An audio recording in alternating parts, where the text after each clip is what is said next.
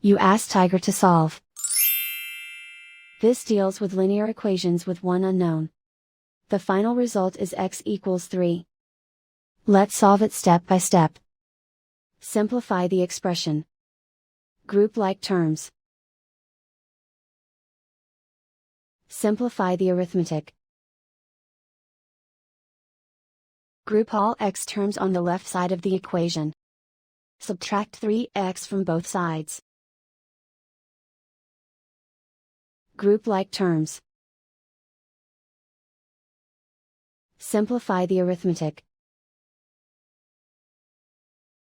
Group like terms. Simplify the arithmetic. Group all constants on the right side of the equation. Add 8 to both sides.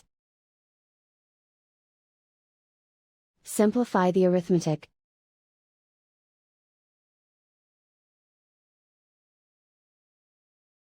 And so the final result is x equals 3.